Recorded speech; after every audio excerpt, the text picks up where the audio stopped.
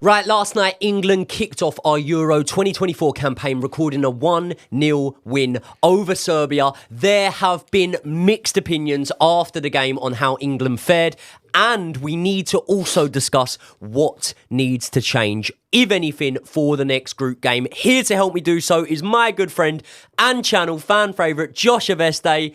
Josh? Biggest England fan in the room, I would say, actually. Biggest? Yeah, the most supportive English fan. Can't say I think you are.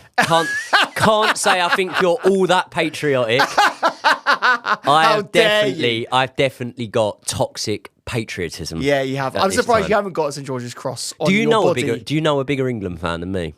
I honestly don't. Honestly, mate, I'm not even joking here. I was so surprised about how positive you were. And in fact, in this video, I think maybe what you'll have to do is convince me that was a good performance, because I don't think it was. Can I tempt you in a couple of pints then? If I'm going to do that. Is that the way to deal with it, is it? Yeah. You get someone drunk and then you say, Southgate, mate, he ain't that bad. He loves us. I'm surprised you haven't got a bit more of a raspy voice, because I thought you'd be singing It's Coming Home sort of just constantly for the past few days. I went down the pub for the game last night and the pub was dead.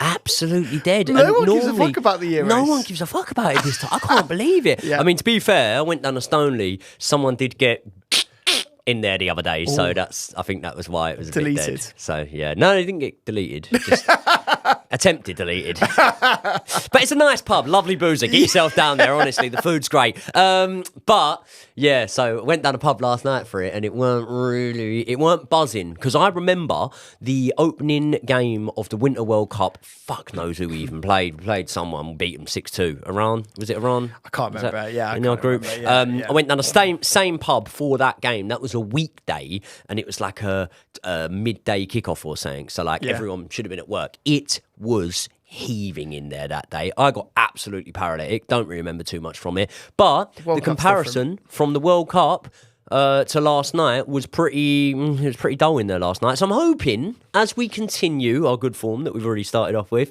and go through the tournament, things are going to pick up, because God knows I could do it to views. But let's have a general feeling. I will break down the game last night, but a general feeling of how you're feeling this morning before we sort of delve into it and pick it apart. How are you feeling this morning after watching that performance last night? Well, I'll tell you what, I really did want to be positive, because I suppose your toxic positivity rubs off on people. You know, it irradiates almost like a nuclear weapon. I'm feeling a sort of the chemical burn of England's supporters.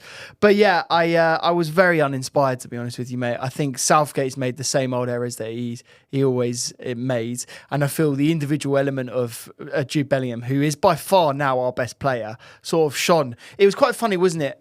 You saw Serbia. And look, you have to credit Serbia, actually. They were a decent team. And I tell you what, they did very well. They broke up the game quite a lot, didn't they? Like, it was very stop-start game, a lot of fouls. And I think really we would have wanted quite a flowing game, a lot of sort of like quick passing, that sort of thing. And Serbia didn't let us do that. But Bellingham absolutely pulled out one of his performances. Do you not agree? Oh, mate, Jude Bellingham's unreal. He's one of the best players that we've had in a long time. Is he the best player that we've had since Wayne Rooney? Yeah. Yeah. Like, his impact on the scene. Like, how old was Wayne Rooney in his first tournament? Like 17, 16? Euro 2004, 17. I think he was 19 or something. 19, okay, slightly older than I thought. And he come into the group stages and, he tore it up against France, nutmegged Zidane. Yeah. Then he scored a couple of goals, didn't he, against Croatia? Our group was France, Croatia, Czech Republic, I think, in that tournament. And I'll tell you what, if it was, that's a bit of a group of death, to be fair. Then again, that was before Croatia were that good. It was when Czech Republic were actually the better team out of Czech Republic and Croatia. But neither here nor there. Looking at last night's game, I can completely understand the bits of negativity around it. Obviously, there was probably shades of the Euro 2020 final in terms of we go one up, we start the game really well, and instead of then going, right, do you know what? We got these boys on the ropes and we could put fucking 2 or 3 past them within the next 10, 20 minutes. We started to sit back. You look at the average positions of all of the outfield players in the second half was a good 20 yards behind where they were in the first half. So we did sit back a lot, and that is a criticism and a critique. But I believe it's probably best to warm your way up into a tournament than starting off amazing. Look at Spain, right? In the Winter World Cup. Spain, they just won 3-0. They played really well. They've started off too quick, and that's why I'm not winning this one, mate. So there you go. But they started. They were romping people early on in the last tournament, and they went out fairly early. You look at, for example, England. We went out in the quarters last time. We scored 6 in the opening group stage game. That tournament. I mean, we went out to France. We went out to. All right. Well, what about France then? Did they start on fire in the group? Because, all right, yeah, they beat Australia 4-1 or something like that, but they also lost to Tunisia in the group stage. Argentina, I've said it time in, time out, they lost to Saudi Arabia, our boys over in Saudi, on the opening game. Even, I remember back to the World Cup, is it the World Cup? Yeah, it was a World Cup in South Africa. It's not going to be Euros, is it? I remember the World Cup in South Africa. Spain were defending champions, I think, from 2008. They were defending their Euro title, which you can't defend at a World Cup. But either way, they just won a tournament before that. And I'm pretty sure they lost their opening match to Switzerland. So we didn't even lose last night. No, and we won. That's the key thing. Let me just say, when we're looking at Serbia as well, they're not whipping boys by any stretch of the imagination. In the build-up to this tournament, they beat Portugal 2-1. Mate, they've got Petrovic on the bench. That tells you everything you need to know. They've got Petrovic on the bench. That tells you. Also, right, they come up against, in the games they have lost, when they've come up against, like, Brazil, I think Brazil only done them 2-0, and we at the bar last night, so we could have done them 2-0. So, actually, in terms of course, after that opening 15 minutes, I'm thinking, let's put these boys to the sword and make a real statement. And I'm not going to lie and say that I didn't become less interested as the game went on. But at the same time, I'm also not going to say I'm disappointed, because going into the Serbia match, I thought it would be a tough test. I didn't think we were going to blow them away. I thought they were going to make it physical and hard for us, and that's exactly what they did. And let's be honest, they never really came that close to scoring anyway himself, did they? Apart from that one Pickford save. Yeah, Mitrovic, put the ball slightly just wide, didn't he, after that Trent mistake? Do you know what? It was good to see him again, actually. I actually think Mitrovic is a really underrated player. Thought he was pretty good. He's a beast, isn't he? Yeah, I think he'll help himself to a couple of goals in the group reckon? stage. Yeah, I think so. Yeah, I think so. Sevilla. Called it with Denmark, though, didn't I? I said they were shit. Did you watch that game? Too harsh? Did you watch that game? Oh, They had some good elements. Josh, I've got a football podcast. I watch every game of football from Premier League down to the Blue Square Premier. Yeah. Is it even still called that? No. What about the Ecuadorian second division? You're a big fan of that? Yes. Sometimes I only have time to watch extended highlights. But my God, I watch a lot of extended highlights. I had a moment when I was at uni where I knew I had a gambling addiction when I was up at sort of 1 a.m. on a night out, checking my phone to see how the Ecuadorian second division was going. And luckily it was going well. I had a moment in high school when I knew I had a wanking addiction, actually. Was that a similar time, 1 a.m. as well? Yeah. And it was over some Ecuadorians as well, wasn't it? Sort of stretched out the teens into the 20s, now approaching the 30s. But I'm working on it. I'm trying to get over it. There was a lot of Ecuadorians, Colombians, South Americans in general involved in that as well. Where were we? We were Copa America. We quickly recap the game. Obviously, England starting off really well. Yeah. What do you think of the team sheet, first of all? Oh, let's talk about the team sheet. I didn't like it. Why didn't you like it? Because we knew that was the most predicted team, by the way. And can I just say, called it. Did you predict the entire team right? Yeah. It was based on the squad numbers. It was easy to do. We get into it, but when I say I don't like it, of course I liked it, yeah.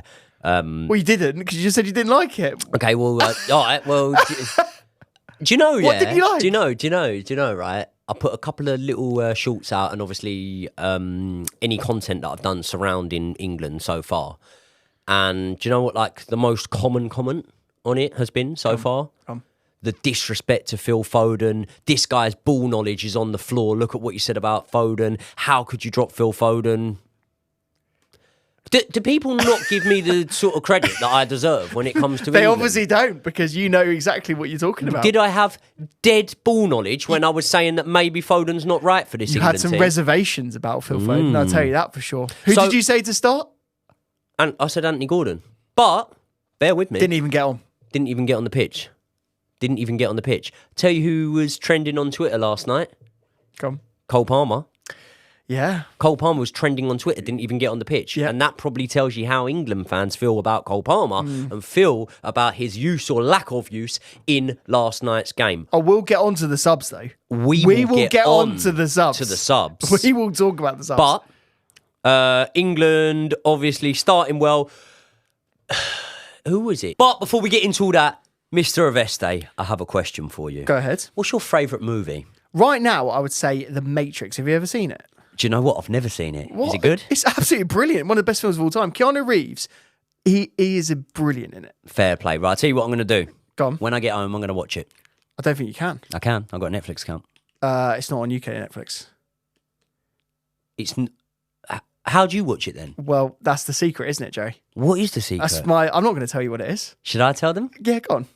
Private internet access. But what is private internet access? Private internet access is a VPN. What is a VPN? That is a virtual private network. But now you might be asking me, why do you need a VPN? A VPN is an app that hides your IP address and allows you to access the internet as if you were accessing it from a different location. And the VPN that we use is always private internet access. They are the world's most transparent VPN provider with over 30 million downloads, and they never record or store your data. Private internet access is available on all platforms and all devices. I have obviously said about the fact that we watch it for Netflix when we're wanting to watch shows that aren't available in the region that we're currently in the world at that time. But also, if, like me, you are living inside the UK, then you probably know that the 3 o'clock kickoffs for the Premier League football have got a ban. There is a blackout, meaning you are not allowed to watch it if you are living inside the UK. But with a VPN, all of that can change. You can take yourself to somewhere else in the world. Let's say Barbados, for example. You can sit on that virtual beach and watch the 3 o'clock kickoffs. But one of my personal favourite features of using this app is the ability it gives me to browse the internet safely, knowing that my details and data are not going to be stored. So if you want to join me in surfing the internet safely, here's what you need to do. You hit the link in the description. That will take you to my offer. My offer will give you 83% discount on private internet access. That means it's basically costing you around $2 per month. And not only that, you get 4 months for free when you sign up using my link. It is completely risk-free because there is a 30-day money-back guarantee if you do not like the service. So support the guys who support the channel and in turn support me by signing up to private internet access. It was Bellingham that started the attack. I think Bellingham gets the ball, puts it to Kyle Walker. Kyle Walker showing that age is just a number because he was quite class last night. I thought he was very good. Fair well. Kyle Walker steps up a little bit higher than a lot of the time you see him, although for City this season he has been pushing on a little bit more. Lovely weighted ball through to Bukayo Saka. Even in a quiet match for England, Bukayo Saka still does seem to turn up. I was surprised how well he performed. I have to say, you got to give him credit. I've not been a massive fan of Saka, and actually in my team I probably wouldn't have started him in that role. I feel he did prove me wrong. The cross though, mate, it was a bit of a lucky one, wasn't it? It was a little bit lucky, but I tell you what, the timing of Jude Bellingham's run was perfect. So absolutely perfect. Like, you know, like that sometimes shows me where I can be like naive about football, because sometimes I look at players, especially when I'm in the stands, and I'm like, fucking get into the box, mate. Like, whatever. It's about arriving at the right time. It's about getting there at the right time. And Jude Bellingham got there at the right time. What else did he do? He put his body on the line. He did. He really went for that because he could have got absolutely classic, couldn't he? He could have been head on head. I have to say, I thought Saka in the first 15 minutes was exceptional, and he deserved that cross. He deserved that assist. And then Bellingham, as I say, by far our best player, really was a difference maker. And actually, you could tell what the game plan was. The game plan was just to sort of foul Bellingham as much as possible and sort of get into him. And I feel like basically he made them all look stupid. And actually, even when they were fouling him, every single time they were sort of giving him a pat on the back, they respected him. But they knew that he was the best player. Push. When he chest barged into him, just walked off. Oh my God, that was what a man. What a man. Yeah. That was a very manly performance from him. It was. Speaking of manly men, Gareth Southgate, he made 3 subs in the game, starting off in the 70th minute. Well, not really much else happened, really, did it, in that time? Obviously, you had the chance when Bellingham actually is getting about. He's making himself busy in his own half. He ends up forcing a mistake from one of the Serbian players. I don't even know who it was. But Trent Alexander-Arnold gets onto it, makes the interception, puts it to Kyle Walker. Kyle Walker's running into the box again. and no one's actually there to be found. So we speak about individual performances, maybe whether Kane could have done a little bit more as it goes on. Obviously, in the meantime, Serbia had a couple of chances, didn't they? They had the wide shot from Mitrovic. Yeah. That was, keeper dive for it, but it was more a dive for the cameras. I think it was fine. Really. It was a mistake from us as well, so we shouldn't really give that away. And then we move on to the second half. Obviously, the reason we're glossing over it is there's not really much to talk about. The game went a bit dead. I would actually say, everyone said, England lost control of the game after scoring a goal. I wouldn't say so much. I would say second half we lacked control. More the last 10 minutes of the first half and then basically all of the second half pretty much. Yeah. But in terms of how the game went, even without not having much control of the game, it's not like they offered all that much. They had the Mitrovic chance. They had the Vlahovic chance. Obviously, it was a good save. I don't even know if it was going in, to be honest. Yeah. Southgate sub, 70th minute. Replacing Trent with Gallagher. Way too late, by the way. Way too late. Yeah, that's the first sub to be made on 70 minutes when the game was so flat. I think there was an argument to say, by the way, that maybe Trent should have come off at half time. I think there was a complete argument. I think there was an argument to say that maybe Trent shouldn't have started, but we will get into that because we're going to speak about what needs to change for the next game, if anything. Maybe you're looking at that and you're in agreement with me that teams need to warm into a tournament and you're not too concerned and you'd go with the starting lineup. Maybe you think that Trent's a generational talent and Foden's a generational talent and therefore we have to find a place for them in the team. But I would say, look at France, mate, because I tell you what France don't do. They don't just look to find a place for players in their team. My God, the French have a lot of good players that you could say he should be in that team. Some aren't even there. Yeah. Some aren't even in the squad. Exactly. And that is what we're going to have to deal with. Also coming on a couple of minutes after Gallagher came on was Bowen. He came on for Saka. Had a good close to being an assist, didn't he? Bowen rips up that wing, gets the ball over the top in the box, Kane's header onto the bar. Now, with the subs, this is another thing we'll discuss because it gives us a real indication of where Southgate might be going. And then, obviously, towards the end, Kobbie Mainoo comes on, and it's sort of just to give Jude Bellingham a standing ovation, really. That's the reason he subbed him off. So late, But I think that when you look at those subs, for me, right, it's hard to say that Bowen wasn't the right decision to bring on.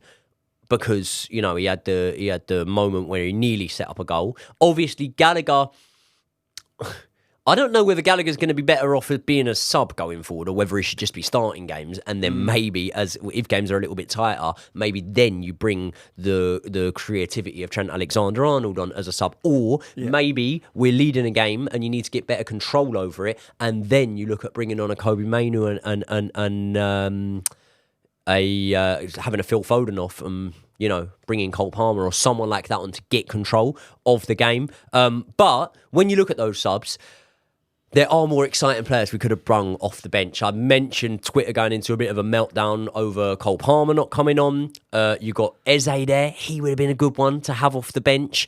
Also, did Harry Kane stay on the pitch for the entire night? He did the whole time. And that was the point that I was just about to make. You had two strikers that could have easily come on. I thought Harry Kane was non-existent in some of that game there. And do you know what was funny, actually? The commentators were bantering that he didn't have a touch. I think he had one touch in the first 35 minutes or so.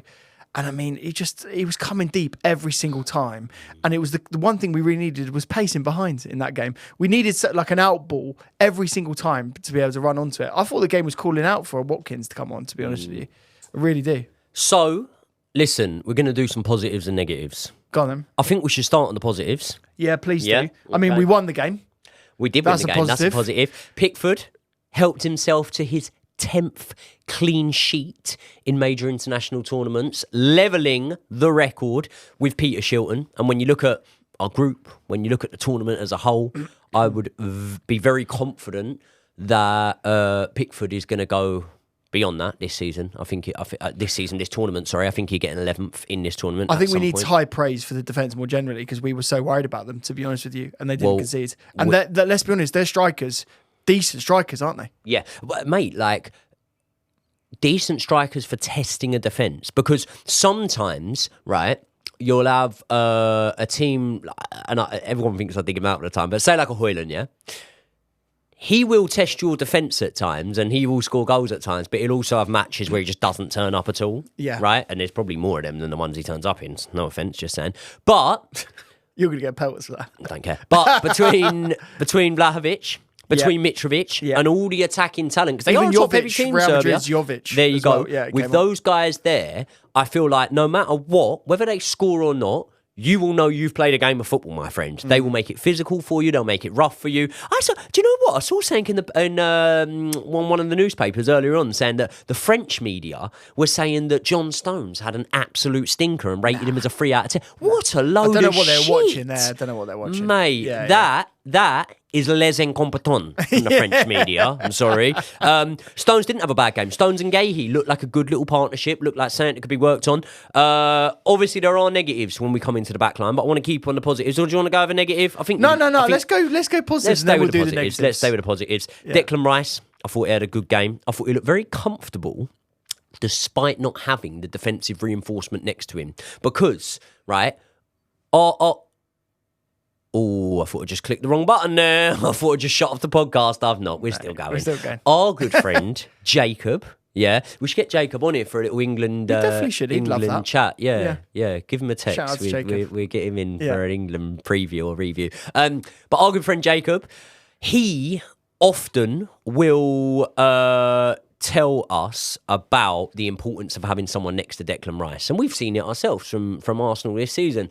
At the start of the season, Declan Rice was sort of in a lone pivot for Arsenal, wasn't he? And then when he had someone alongside him, whether it was Partey or Jorginho or whoever came into that midfield at times last season, you saw a better version of him because he had a little bit of reinforcement. And I feel like labelling Declan Rice purely as a defensive midfielder is wrong. I feel like he drives the ball very well. I actually think his eye for a pass has levelled up massively.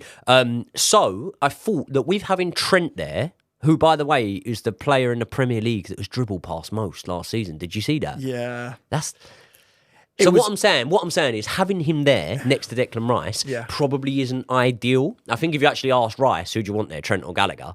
I think, he'd probably say they'd rather have Gallagher there. I reckon he might say Wharton. Yeah. Well, there you go. There you go. Yeah. But definitely, there's a few players you'd imagine that for his own performance, he would rather have in there than Trent Alexander-Arnold. So I think that saying he had Trent there, I thought he held up really well. I thought he had a good game. So I think that is another positive. And obviously, we spoke about Jude Bellingham. Everything good that England do will come through Jude Bellingham. And if we're looking at a man to hang our hat on and to win us this tournament, it's very much Jude Bellingham. And I get it's easy to say it because he scored in the first game. But if you said to me now, you have to place your last pound on it, who's your money going on? Who finishes this tournament with more goals out of Jude Bellingham and Harry Kane? I'm going to say Jude Bellingham. Yeah, that makes sense. Bearing in mind, Kane takes penalties as well. So there you go. Should we move on to some of the negatives? Yes. Can we start at the back? Trips? No, I'm going to start at the very back. I thought Pickford's distribution was... I almost felt like I was transported back 30 years because every single pass that he did was a long ball and every single long ball was lost. Are you throwing shade on Seaman? Mate, I'm always talking about Seaman. I thought you loved Seaman. Yeah, mate, we are on this podcast. I don't think we've talked about Seaman more than any other podcast in the world. Yeah, there you go. Yeah. So... I'll tell you who else was Mr. good. David Seaman, the goalkeeper. Oh, sorry. We're talking about... Is that who you were on about? I didn't think we were talking about football. Right. Yeah. No, David Seaman. Sorry. Yeah, the ponytail. Yeah. He put some viscous white liquid into his hair as well. He was a great player, didn't he? Underrated? Do you reckon David Seaman's a better goalkeeper than Jordan Pickford? Yes. I tell you what, the best ever David Seaman. Ronaldinho would disagree. Don't know that. Can you remember that goal? Oh, what? That was so bad. What a goal. Where was you watching it? Gutted. Did they wheel the TV in primary school? They did. Yeah, I was in primary school because that was like, where was that World Cup in Korea, wasn't it? So it was weird times. A lot of times. And also, we were young. We were very young when that was going on. Yeah, there you go. There you go. But yeah, Picky, not the greatest distribution. Mate, couple it was of decent awful. saves though. Couple for the cameras. It was so bad. I think any other manager in the world, maybe any other manager at the Euros, would be shouting their head off at Pickford. And in fact, may have dropped him for that performance. Do you think that Pochettino, Guardiola, Arteta... I don't think Southgate could drop him. Well, yeah, exactly. What punch would he use to do it with? Well, I don't think Southgate's got a jab. I don't think he could drop him. No, I don't think Southgate's got left catch him, little jab. But I don't think he could. He hasn't got any hands. Yeah. I'll tell you who has got some hands. Pickford, because that's all he was doing was punching the ball. Very weird performance. And I find it weird that people love him so much. He kept a clean sheet. He kept a clean sheet. He made a good save, which, by the way, was going over. Yeah, it was going over, yeah. But I mean, I said it before the tournament, mate, and maybe I'm just trying to fulfill my own point. But fuck me, sometimes he makes some really shit decisions. I also just don't like his temperament. He stresses me out, Pickford. I would also say a negative would be Kieran Trippier. Not at all that he was bad, because he wasn't bad. And he's being asked to do a job that he's not necessarily the most comfortable with. But at the same time, he does not want to pass the ball with his left foot. No. And like, I mean, we know that was coming, didn't we? Well, we did, yeah. But we're in a position where like we've seen our boy Cucurella play at right back this season and be exquisite. We've also seen our boy Malo Gusto play at left back this season and be exquisite. Yeah. And I don't think you'd say the exact same. And I think that last night really shone a magnifying glass on what could be proven in the long run to be a real blunder in terms of like, mate, international experience or no international experience, why have we not bought a left back? Do you know what I mean? Well, yeah, I mean, Luke Shaw probably isn't going to start in the next game, is he, either? He's only just coming back. So to throw him in against Denmark wouldn't necessarily be the easiest match to come into. But like, you know, Tino Livramento's played over there at times. Yeah, but he's obviously a right back. You're naming right backs. But Lewis Hall. Lewis Hall was not good, was nowhere near the squad. He didn't play that well for Newcastle. How about this? Levi Colwell. Levi Colwell arguably should have gone. Branthwaite arguably should have gone, but they're centre-backs. Branthwaite's left-footed as well. Yeah, well, exactly. Or just bring the Palace boy. Yeah. Bring the Palace lads. You know, like, let's just have a proper left-back. He's been all right this season. Most represented team in the tournament. Mad, isn't it? For England. That's mad, isn't it? It's not that mad. They're pretty good. Palace are really good. They're pretty good. I said in a video the other day they could finish above Man United next season. Oh, where? In your video?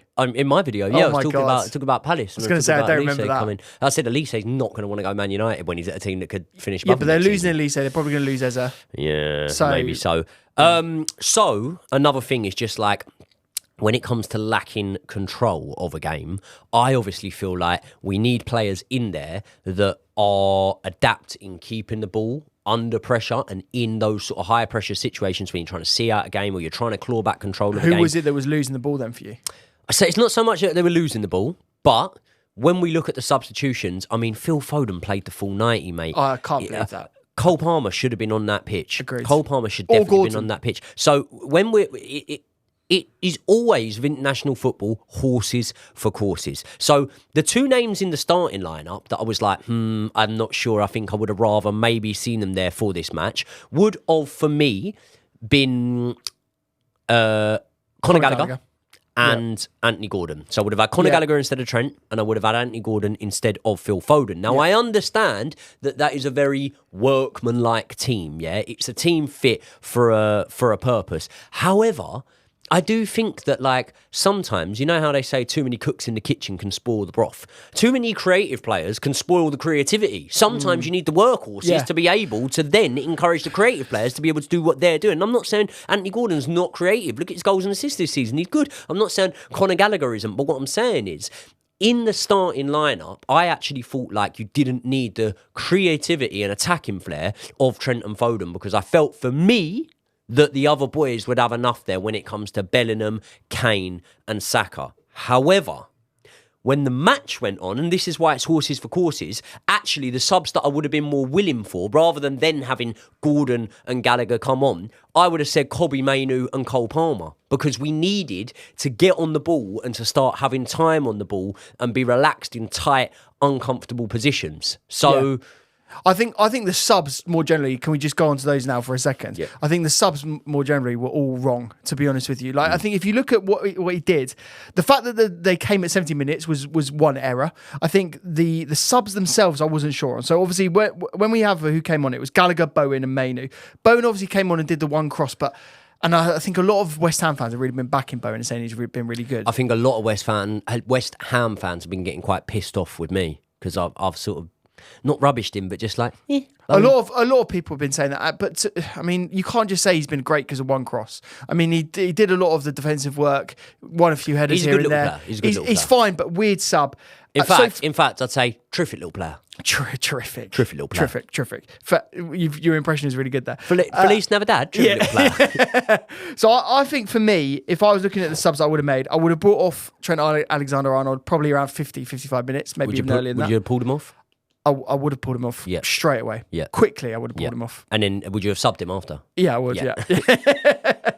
I would have brought on Gallagher or Wharton in that role because I feel like we needed a bit more defensive position. No, I just think we needed more defensive. I think Cobby wants to be a number 8. I feel you need to bring on number 6, and I think actually Wharton is the only one that's really there. I would have brought off Foden around 65 because I thought he was relatively ineffectual, and I probably would have brought on Gordon in that role. Relatively ineffectual. Yeah. Shit.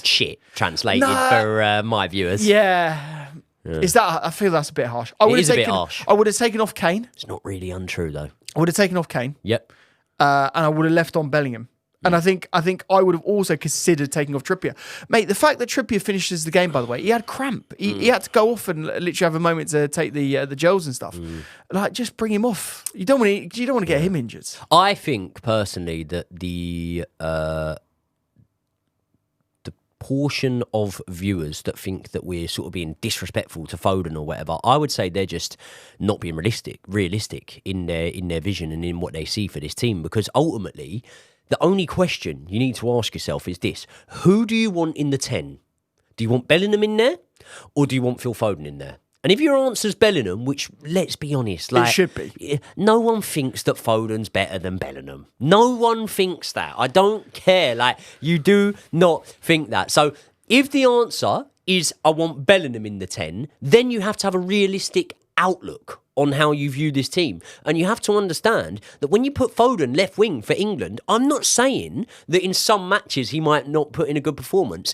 But understanding what you're going to get, knowing you're going to get, and having some certainty in what you're going to get, he's not your man. No, not for the left wing. He's not playing left wing for Man City is very different from playing, left wing. He doesn't even always play left wing for Man City. I know. But even then, yeah. I think do we expose Phil Foden now for being one of those players that just works within the Guardiola system with great players around him?